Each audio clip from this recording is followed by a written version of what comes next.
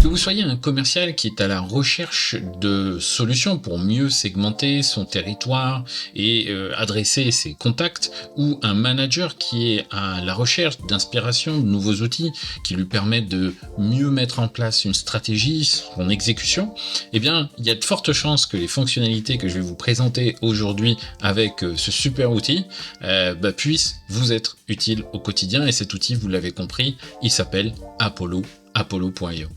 Et je vous propose de le découvrir. On va d'abord parler de la partie souscription. Vous allez voir qu'on est sur des tarifs vraiment très intéressants par rapport à toutes les fonctions qui sont proposées. On va parler de l'interface ensuite, rentrer un petit peu plus en détail sur comment est structurée la solution, ce qu'elle vous permet de faire. On va prendre un cas concret, un cas d'usage sur la recherche de prospects d'une entreprise. On va s'intéresser aussi à l'outil de séquençage et comment est-ce qu'on peut mettre en place des sujets autour de l'automatisation de certaines tâches qui vont être super pratiques pour gérer vos campagnes. On va également regarder la partie analytics, puisque quand on mène des actions, c'est intéressant d'avoir ce step back et ce recul et de voir qu'est-ce qui se passe en termes de rapport d'activité. Et je vous parlais tout à l'heure de la partie coaching. Ça se passera à travers l'onglet meeting, et comment est-ce que sur mes meetings commerciaux je peux avoir une prise de notes qui est automatisée, analyser mon temps de parole, voir si je n'ai rien oublié dans les échanges avec les différents clients, et puis partager tout ça avec mon équipe. Et enfin, on terminera sur le paramétrage et les intégrations, les paramétrages qui sont indispensables à mettre en place pour être sûr que vos campagnes arrivent dans de bonnes conditions, les campagnes marketing chez vos interlocuteurs, et la partie intégration, comment est-ce que vous pouvez considérer Apollo et comment est-ce que vous pouvez harmoniser ça dans une stratégie globale intégrée. Voilà, donc c'est parti et on regarde la partie souscription. Les deux éléments qui définissent le pricing model d'Apollo, ce sont les trois éléments plutôt, c'est le nom d'utilisateur, les fonctionnalités que vous allez retenir, donc le plan, on va le voir dans une seconde, et l'extraction des données qu'on appelle les crédits supplémentaires qui seront importantes pour vous. Vous avez une partie free, une partie gratuite qui vous permet de tester la solution, où la liste semble assez impressionnante, et en effet il y a déjà pas mal de choses. Dans la nouvelle version de 2024, Apollo a mis des restrictions sur l'extraction des données, et vous allez assez vite vous sentir limité dans l'extract et la personnalisation des rapports de segmentation, ce genre de choses, qui vont pas vous être utiles. D'autant plus, vous avez 14 jours de test, c'est largement suffisant pour pouvoir vous donner une idée à quel point la solution est bonne ou pas pour vous, pour votre usage.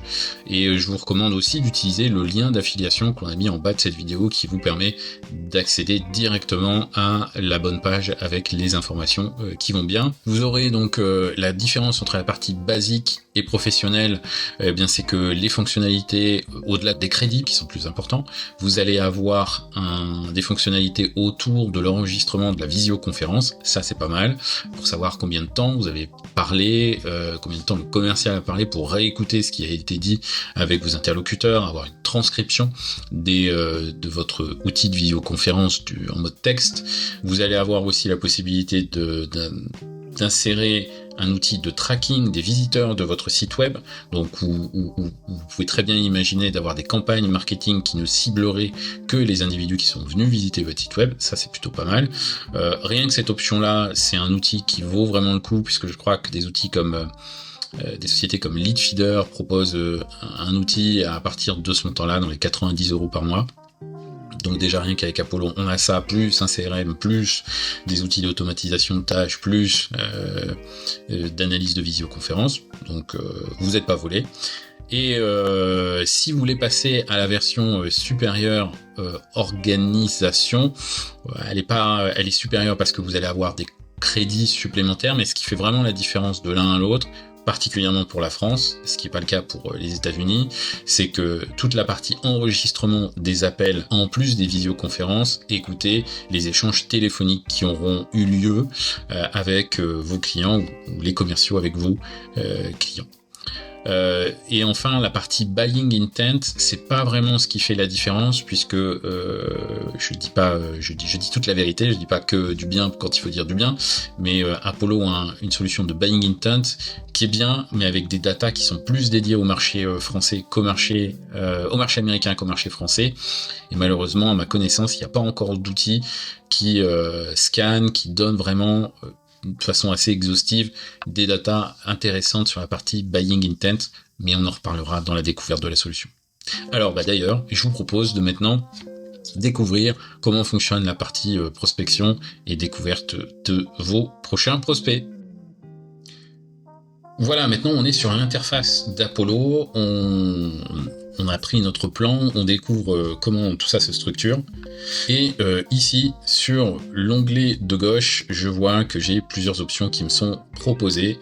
La partie prospection et enrichissement, où je vais pouvoir tout simplement définir qui sont mes potentiels prospects, clients sur lesquels je veux mener des actions, dans la mesure où les actions qui me sont proposées sur la partie Engage, c'est tout simplement de créer des campagnes marketing, de structurer mes emails, et puis de faire d'identifier aussi quels sont les calls qui ont été passés. Là, c'est plus dans la partie organisation que vous allez avoir accès à l'écoute de chacun de ces calls. Dans la partie meeting, conversation, deal qui est regroupé dans l'élément win and close, on va avoir là l'historique des conversations visioconférences que vous avez eu avec vos clients ou avec vos prospects et la gestion de votre CRM avec les deals qui sont présentés ici. C'est plutôt bien fait d'ailleurs, je vous montrerai ça tout à l'heure.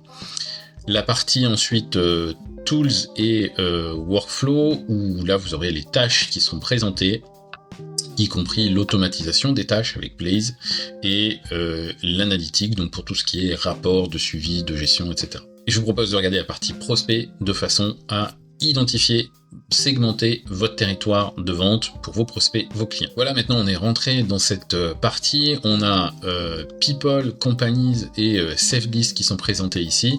Alors je vous en dis un petit peu plus. People, ce sont les individus que vous allez pouvoir rechercher.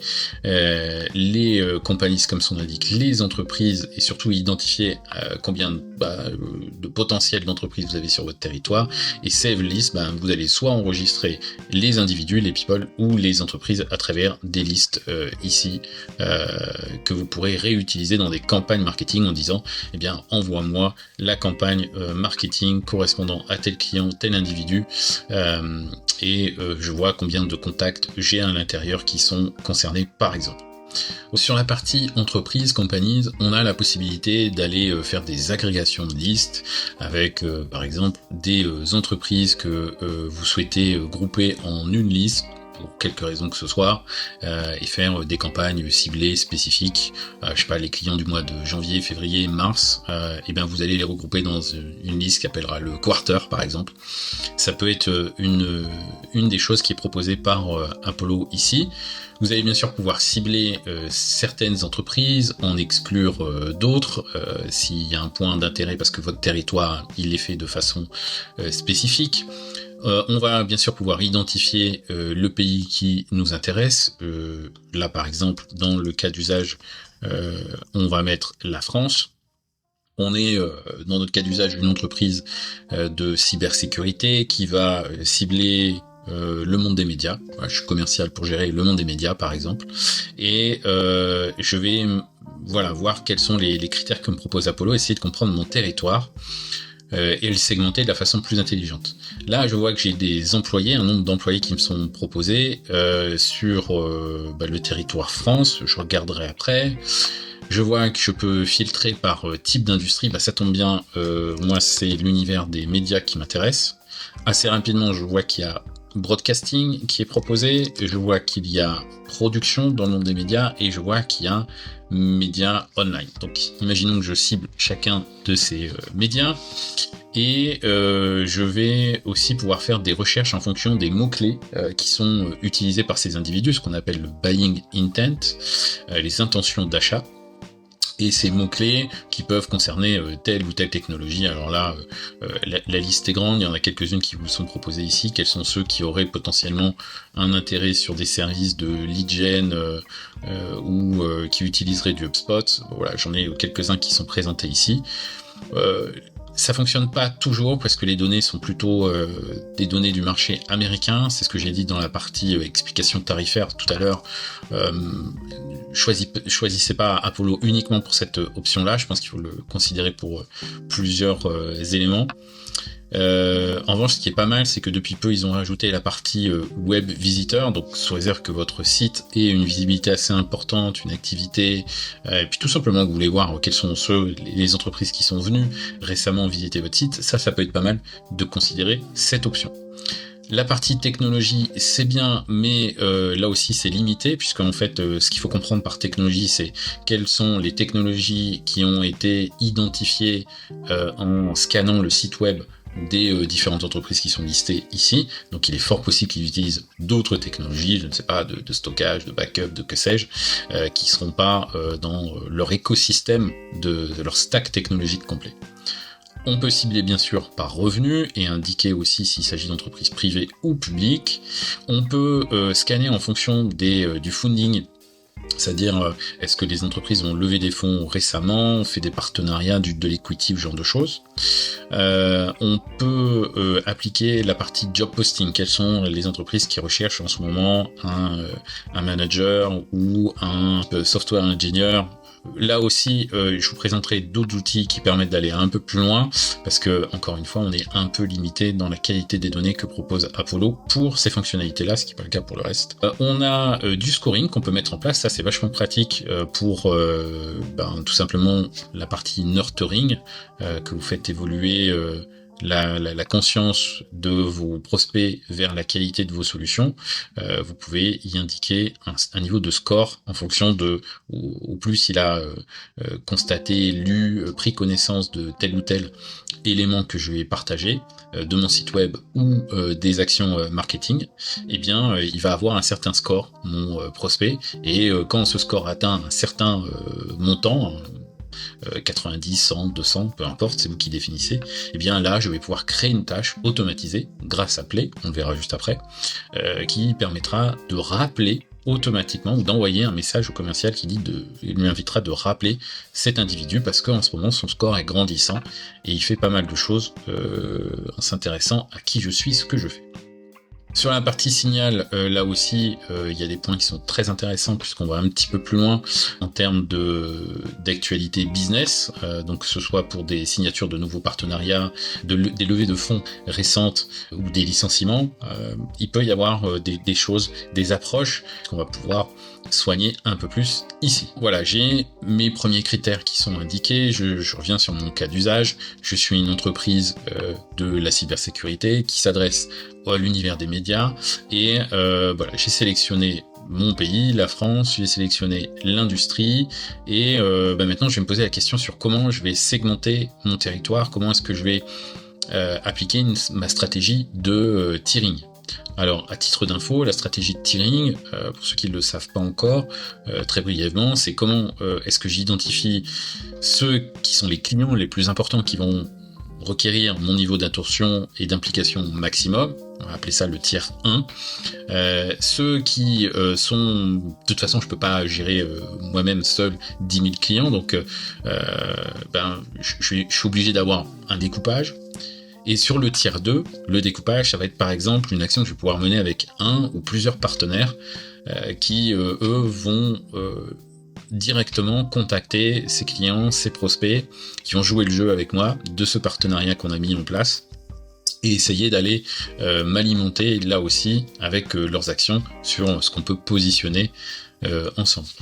Sur la partie tier 3, ça pourrait être par exemple les BDR chez vous ou chez nous, Squadia, qui pourraient là aussi prendre le relais des activités de call, de qualification, d'aller vous trouver du rendez-vous pour commencer à alimenter votre cycle de vente. Donc, et la meilleure façon de faire cette activité de tiering, c'est d'avoir des data, des éléments pour savoir quel type d'entreprise je vais pouvoir mettre dans tel ou tel univers, tier 1, tier 2 ou tier 3. Et bien là, mon univers, je vais pouvoir le découper avec par exemple le nom nombre d'employés dans mon secteur d'assurance. Donc je vois tout de suite que si j'avais un tier 1 qui était dédié uniquement sur les entreprises du secteur média broadcasting de plus de 10 000 employés, je serais assez limité par France Télévisions. Maintenant, je peux peut-être en ajouter quelques-unes en plus et me consacrer sur, par exemple, un top 20 ou 20 et quelque chose qui correspondrait à ces entreprises entre 1000 et 10 000 employés. Ça en fait déjà pas mal à aller voir avec pas mal de décideurs. Donc, je pourrais imaginer que mon tier 1, ce serait ces entreprises-là. Et que mon tier 2, ça serait par exemple les entreprises en dessous qui seraient entre 100 et 1000 employés et où là j'aurais une approche qui serait plus de les confier à des partenaires. Alors après, je peux mettre un peu d'intelligence et confier certains grands comptes ici à mes partenaires aussi, puis les approches probablement certainement, mais à nouveau vous comprenez l'idée, c'est d'avoir une vision assez exhaustive de ce que peut être mon territoire, sur quel compte je peux agir. Et là, je pourrais imaginer que mon tier 3, par exemple, ce serait ces entreprises à partir de 20, parce que moins de 20, ça serait peut-être un petit peu trop petit, ils n'auraient pas les budgets qui correspondraient à la solution que je vends. Et voilà, et là j'ai fait mon tier 1, mon tier 2, mon tier 3, qui est pas parfait, qui de toute façon va être affiné dans le temps, mais qui me permet déjà d'avoir une première compréhension de comment je structure mon approche, comment je segmente mon premier territoire. Voilà, maintenant j'ai une meilleure connaissance de mon territoire, assez exhaustive, je sais combien de comptes, je sais combien de contacts sur lesquels j'ai plus de chances de me focuser. Mais une dernière petite astuce qui est proposée avec Apollo, c'est en utilisant le bouton davantage de filtres, ici, je vais pouvoir accéder à, comme son nom l'indique, à des filtres supplémentaires, et un qui me plaît particulièrement, c'est le temps passé dans le rôle. Alors pourquoi ? Parce que au plus vous arrivez dans une société de façon toute récente, ou vous évoluez dans celle-ci, au plus vous avez de chances de dépenser un budget annuel avec des projets en cours. Et en effet, il y a 65% du budget annuel qui est dépensé pour les individus qui viennent de prendre leur poste sur les 6 derniers mois. Alors là, on va tout simplement aller regarder quels sont les différents personnes qui viennent d'arriver il y a entre maintenant et 6 mois. Donc on compte en mois plein et c'est pour ça que je mets 7 et je vais avoir une première liste d'individus qui correspondent à ce filtre. Il n'y en a peut-être pas beaucoup pour ce type de persona-là, mais vous comprenez le mécanisme. On peut aussi affiner, j'ai mis des critères très larges, on peut aller plus loin dans le détail des postes. Attention, il y a des postes qui s'indiquent sur la rubrique persona ici en français, parfois d'autres vont le mettre en anglais. La traduction n'est pas automatique, donc n'hésitez pas à être le plus précis possible. Maintenant, on avance sur la création de séquences. Alors, là c'est assez simple, j'ai mon bouton création de séquence qui m'est proposé, ici j'ai la liste des séquences que j'ai écrites avec rapidement un visu sur la quantité de messages, les taux d'ouverture, les taux de retour et de clics qui ont pu être faits aussi sur, en ce qui nous concerne, de vieilles campagnes marketing test qu'on avait lancées, et je peux ici en créer de nouvelles, soit avec l'accompagnement et l'aide de l'assistant d'intelligence artificielle d'Apollo, qui va me permettre d'écrire les messages en fonction des informations que je vais lui donner sur la proposition de valeur qui est celle de mon entreprise, les problématiques que l'on identifie, la proposition de valeur qui est la nôtre, et éventuellement des call to action ou un call to action. Ça peut vous aider si vous n'avez aucune connaissance, compétence sur la partie copywriting, et puis ça peut être un atout pour peut-être formuler des messages courts, parce que c'est toujours la difficulté que l'on a au début sur le copywriting, on a tendance à faire des messages qui sont très longs et qui intéressent personne, et qui sont en plus pas personnalisés. Là d'ailleurs, ce que vous voyez entre parenthèses, ce sont ce qu'on appelle des variables, et ce sont les éléments que Apollo peut vous proposer de personnaliser, donc ça va être le prénom, le nom, l'entreprise. D'ailleurs, on va voir à quoi ça ressemble juste après, et jusqu'où on peut aller dans cette personnalisation, puisque c'est un peu le nerf de la guerre que d'envoyer un message à un individu qui est le plus personnalisé possible pour qu'il lui donne envie de vous répondre. Ok, donc là, j'ai envie de dire, c'est un exemple de 3 mails qui ont été d'une suite de 3 mails, le jour 1, le jour 4 et le jour 7 par Apollo. Ok. Maintenant, ce qui va m'intéresser, ça va plutôt être de faire moi-même l'écriture de mes messages, même si certains avec l'IA ou avec des templates que j'aurais pu enregistrer comme ici, qui sont préenregistrés pour des deals, vous voyez, qui sont considérés comme à risque. Et donc qu'est-ce qu'on propose comme wording? Mais c'est des séquences que vous allez pouvoir créer demain sur vos séquences de nurturing.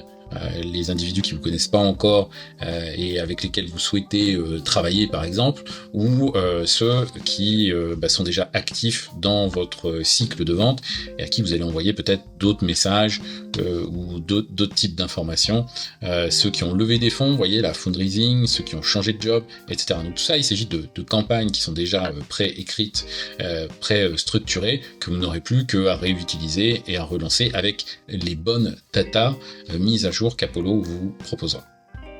Ok, donc je passe un peu cette partie-là parce que l'idée c'est vraiment de comprendre le mécanisme de comment fonctionne l'envoi de messages et on va regarder ça de façon un peu plus directe. Ok, donc ce qui va être intéressant c'est en effet la création de ces messages. Je vais tout simplement ici créer le nom de ma campagne, je vais l'appeler campagne test et je vais lui indiquer les heures auxquelles je vais envoyer mes messages.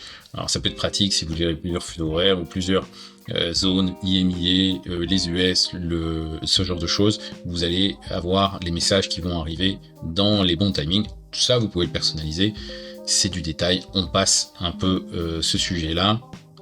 Et on avance sur la création en elle-même de la campagne où j'ai plusieurs étapes qui me sont proposées et j'ai la possibilité soit d'utiliser un mail automatique, comprenez par là un mail que j'ai peut-être déjà pré-réglé avec les variables qui m'intéressent de nom, de prénom, ce genre de choses où j'ai pour des raisons d'utilité juste envie de faire un copier-coller de ce type d'email, ou alors je pars sur un email from scratch. Là en l'occurrence c'est notre première séquence et à chaque fois que je vais ajouter quelqu'un dans la liste de ma séquence, dès le début, ce que me demande Apollo, c'est qu'est-ce que je fais quand tu m'ajoutes quelqu'un? Est-ce que je lui envoie tout de suite le mail numéro 1 ou est-ce que tu souhaites que j'attende un instant? Là, libre à vous de vous dire peut-être, attends 30 minutes, 1 heure avant d'envoyer les messages à chaque fois que j'ajoute un individu, par exemple. Ça pourrait être le cas pour quelqu'un avec qui vous venez d'avoir un échange téléphonique et vous allez l'ajouter dans une séquence suivie de l'appel téléphonique, par exemple. Vous envoyez quelques éléments concernant une proposition de valeur qui est la vôtre, un event ou que sais-je encore. Ok, donc là on avance sur la création de son message et là j'ai le sujet de mon mail que je vais pouvoir agrémenter de variables qui sont ici les variables et les variables ça va être une variable classique de nom, prénom qui sont enregistrés dans votre base, enfin dans la base d'Apollo là en l'occurrence. La ville, le numéro de téléphone s'il en est, l'adresse email, le secteur d'activité éventuellement même sur lesquels ils sont présents.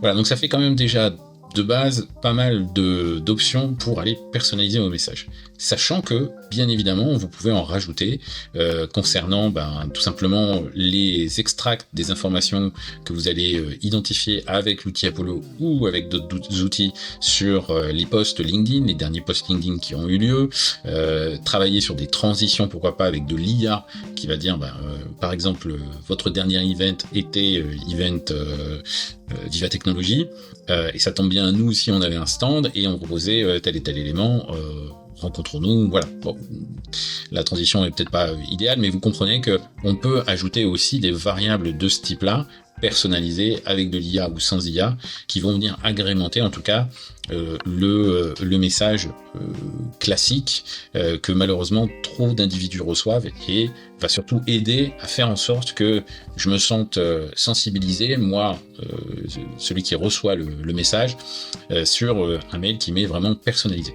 Je vous partage ici le résultat final de ce à quoi peut ressembler une campagne qui a été envoyée, qui a été structurée, qui a plutôt bien marché, 53% de taux d'ouverture, 3,4% de taux de réponse, et on va ici tout simplement structurer l'envoi du message 1, l'envoi du message 2 avec 3 jours d'intervalle. On fait des actions LinkedIn aussi que l'on gère avec un autre outil qu'Apollo ne gère pas malheureusement, il fait déjà plein de choses Apollo, mais il fait pas ça. On aurait pu rajouter un message d'A/B testing. Pour cette campagne, on ne l'a pas fait, afin de tester si c'est plutôt le mail version 1 ou le mail version 2 qui a le plus de chances d'être reçu, et à ce moment-là, automatiquement, Apollo va se concentrer sur le message qui marche le mieux et n'envoyer que ce message-là. Et ensuite, on a cette interprétation de quels sont les mails qui ont le mieux marché. Et ça, c'est vachement intéressant, puisque ça veut dire que peut-être que la thématique de chacun des mails que vous envoyez, qui à chaque fois doit être différente. En tout cas, moi, c'est ce que je vous recommande, c'est ce qu'on vous recommande chez Squadia, d'avoir à chaque fois quelque chose de nouveau à partager avec votre interlocuteur, dans l'idéal avec un lead magnet pour l'accrocher, lui donner envie de discuter avec vous.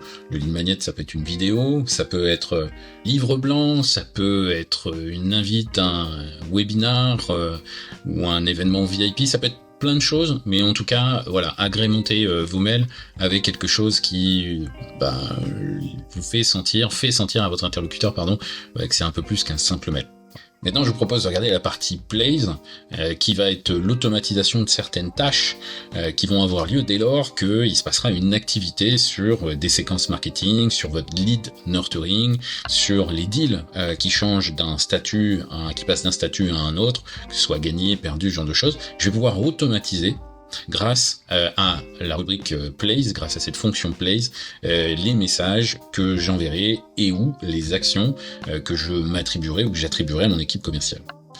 Concrètement, comment ça se présente ? Ici, je suis dans mon espace Plays, il se passe une action spécifique, en l'occurrence qui a quelqu'un qui est actif sur la campagne nouveau manager marketing que j'aurais moi-même envoyé, et là je peux définir un autre individu de mon équipe. Alors à ce moment-là, à chaque fois, dans ce genre de scénario, créer une tâche qui sera prévue pour un appel ou une action spécifique à faire sur le compte. Ça pourrait être aussi des tâches propres au compte, propres à une action, une évolution du pipeline, où je suis dans une phase de pré-qualification et de qualification, et donc j'ai une identification à aller faire sur LinkedIn, les messages, les posts de l'interlocuteur. Je sais que le next step, c'est d'aller créer ça prend du temps, ça prend un temps significatif, et ce temps, il faut que je l'identifie dans mon agenda, parmi les autres tâches à réaliser. Voilà, donc ça pourrait être ce genre de choses, grâce avec Plays, que vous allez pouvoir mettre en place. Et si je reviens sur mon onglet de départ, je peux aussi utiliser des plays qui sont préformatés. Alors comment ça se passe ? Eh bien là, j'ai des templates que je vais pouvoir aller choisir, qui sont assez larges. Tout dépend si vous faites ou pas, par exemple, du e-commerce. Vous allez pouvoir retargeter les clients qui vous ont commandé le produit A et les inviter à choisir le produit B, ou solution ou service, que sais-je. Ça va être aussi les individus avec qui vous avez normalement prévu un échange, un meeting, une visioconférence, et qui sont malheureusement pas pu se rendre présents. Et bien là, vous allez pouvoir les relancer de façon automatique, ou encore tout simplement créer des tâches pour les mails qui sont pas arrivés à destination, qui ont bouncé comme on dit, parce que l'adresse mail finalement n'était pas bonne, parce que le contact n'est plus bon, et à ce moment-là, vous allez pouvoir recréer des tâches de rappel uniquement pour les individus qui n'ont pas reçu ces messages. De même que vous allez pouvoir créer aussi des tâches pour les individus qui auront cliqué sur les messages. Donc ça veut dire qu'ils ont reçu peut-être le mail 1, le mail 2, le mail 3, et en plus ils ont cliqué, et en plus ils ont peut-être été visiter votre site web, parce que ça aussi vous pouvez le monitorer.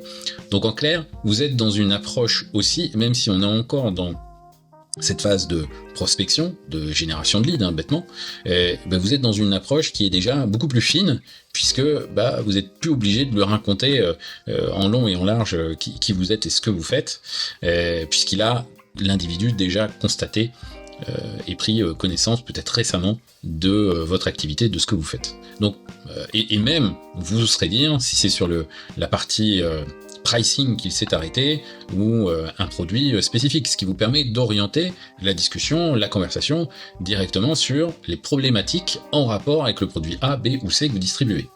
L'approche, comme vous le comprenez, est déjà beaucoup plus fine et intéressante qu'une approche classique marketing lead gen.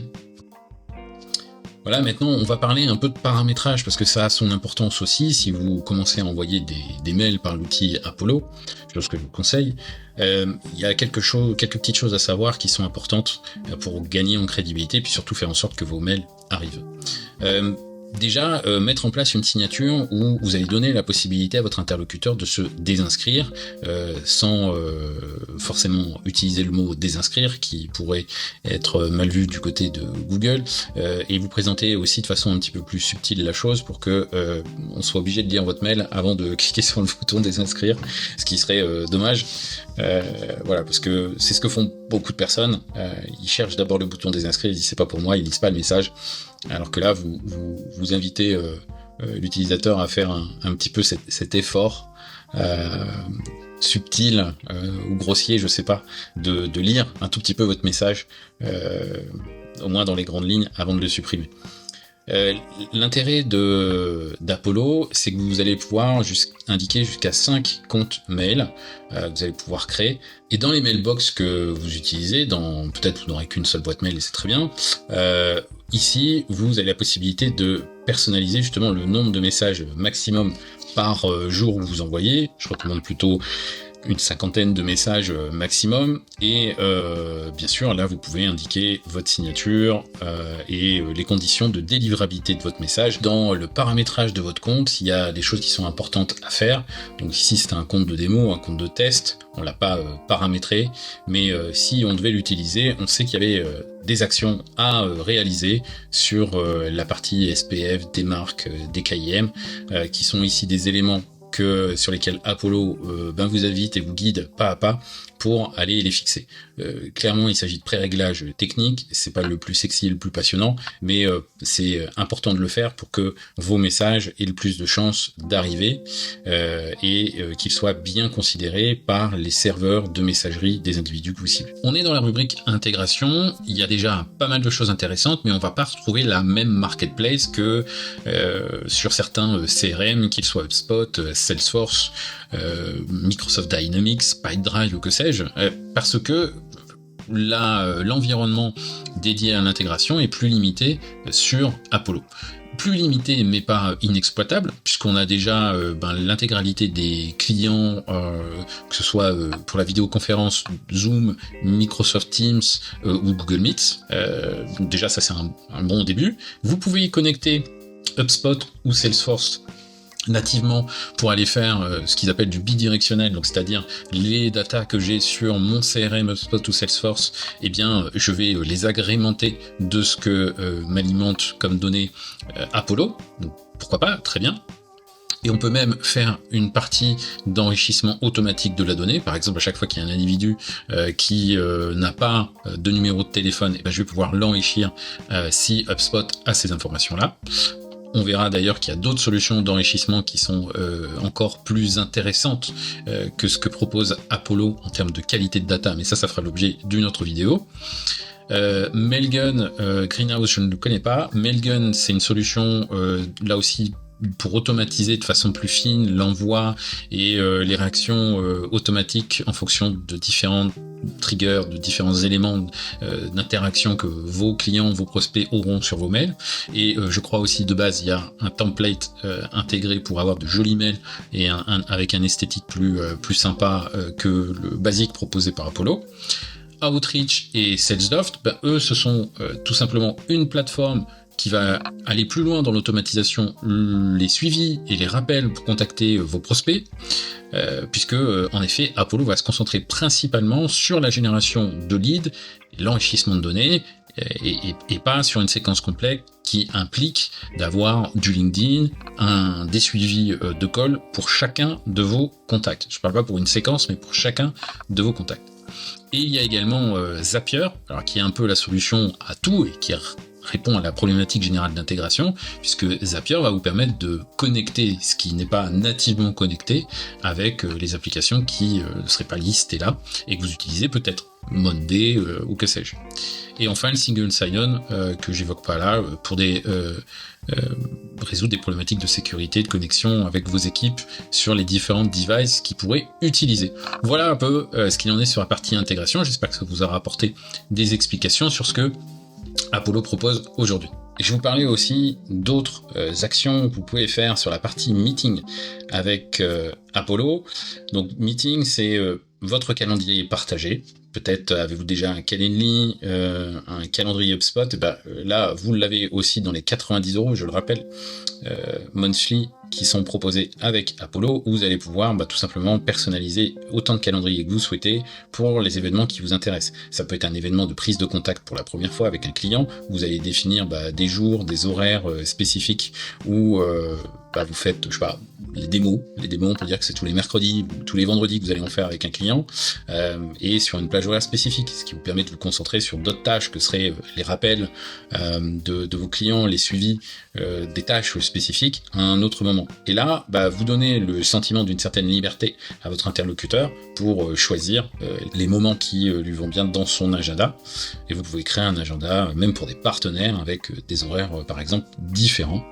Moi, c'est ce que je vous invite à faire. Une fois que votre agenda est créé, vous allez avoir des échanges avec vos interlocuteurs. Ils vont se retrouver dans l'onglet conversation, et ça se présente de cette façon-là, où on a vraiment un rapport statistique du temps où vous allez discuter, du temps que l'équipe avec laquelle vous travaillez va discuter également, et on a un récap des vidéos que l'on a pu avoir par le passé ensemble avec, là en l'occurrence c'était avec un de nos partenaires avec lequel on discutait, et je peux voir que sur les 5 personnes qui étaient présentes, le temps de discussion que j'ai pu avoir, et j'ai beaucoup trop parlé dans cet échange, 41% du temps, et Christian, lui, 33%, donc très bien, c'était un échange, on va dire, de découverte.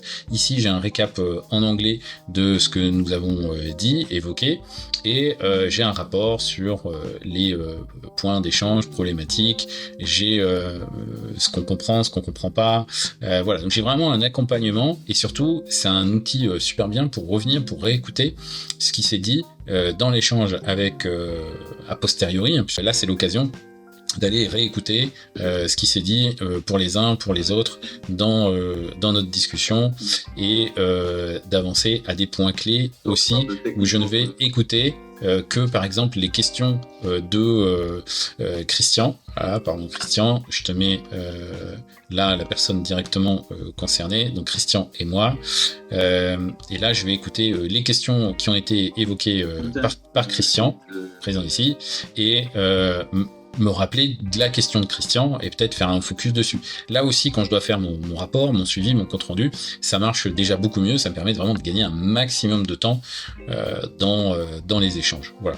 Alors après, il y a d'autres outils qu'on évoquera d'ailleurs sur cette chaîne YouTube qui proposent d'autres choses encore, sur un récap automatisé avec de l'IA, sur le fait de partager de la vidéo si vous le souhaitez automatiquement à chaque fois avec vos interlocuteurs. Ils savent à chaque fois que vous êtes qu'ils sont enregistrés, ils ont donné leur consentement, c'est pour ça que je me permets de le partager, mais vous pouvez aussi choisir d'envoyer la vidéo. Vous pouvez partager ici, si vous le souhaitez, l'échange que vous avez eu, et le relier éventuellement à un deal très spécifique.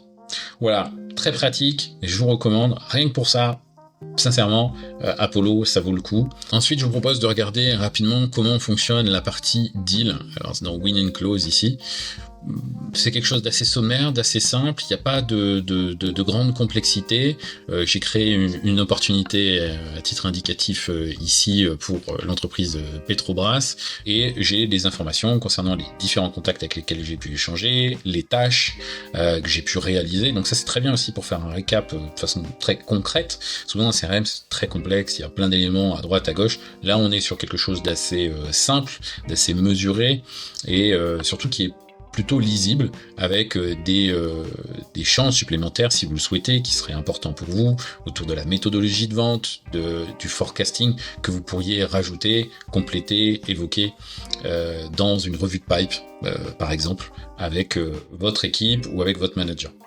Il y a des optimisations que l'on peut espérer escompter d'un CRM pour qu'elles soient un peu plus fines, notamment sur la partie forecast prévisionnel. Je pense sincèrement que Apollo, dans les prochaines semaines, les prochains mois, travaillera aussi sur ce sujet-là et nous apportera des améliorations à n'en pas douter. Donc le mieux de tout est d'être vigilant et de suivre cette entreprise qui déjà propose quand même pas mal de solutions intéressantes avec des rapports d'analyse, l'analytique ici, qui sont vraiment là très bien faits, où on va aller dans un détail, dans une construction qui concerne les emails, les tâches, les comptes spécifiques, les contacts, les deals, et plein d'autres choses encore, même les meetings qui ont été confirmés, annulés, modifiés, etc.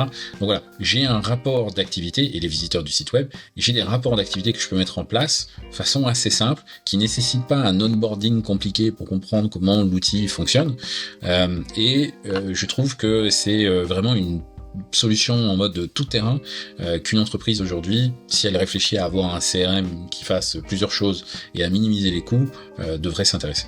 Voilà. Donc j'espère que cette présentation d'Apollo vous a plu, qu'elle vous a permis de comprendre comment cet outil pourrait s'intégrer dans votre écosystème d'outils ou en remplacer peut-être même certains.